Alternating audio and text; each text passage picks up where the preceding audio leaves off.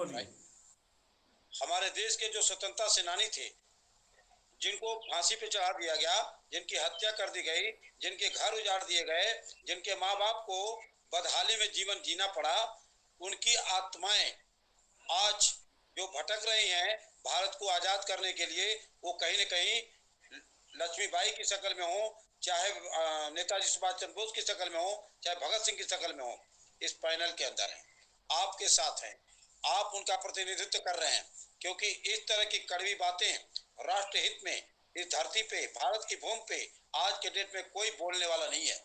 जो आप बोल रहे हैं, और निश्चित तौर से ये जो लोग पैनल पे बैठे हुए हैं लोग, और जो लोग सुन रहे हैं आपके वीडियो, वो सभी लोगों के अंदर वो आत्माएं उतरी हुई हैं, और उतर करके क्या काम करेगी, वो काम करेंगी। मुट्ठी भर लोगों ने काम किया था देश को आजाद करने के लिए, पूरा देश नहीं लगा था साहब, पूरा देश नहीं लगा था, पूरा देश नहीं लगा था, मुट्ठी भर लोग थे।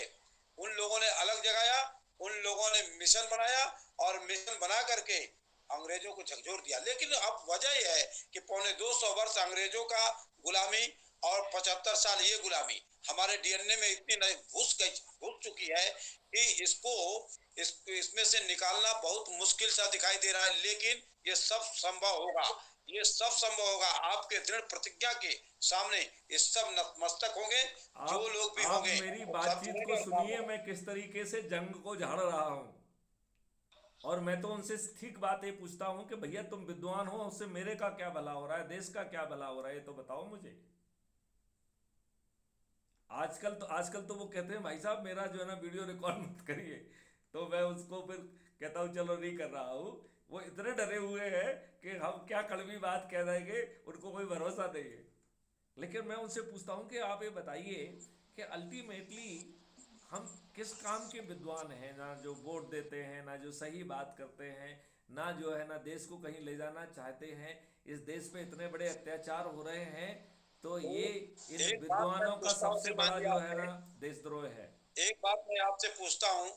इसी देश के अंदर 1945 में नेताजी सुभाष चंद्र बोस को मार दिया गया, जो आज भी असमंजस का विषय है। लाल बहादुर शास्त्री को मार दिया गया, आज भी उसका कोई डिक्लेरेशन नहीं है।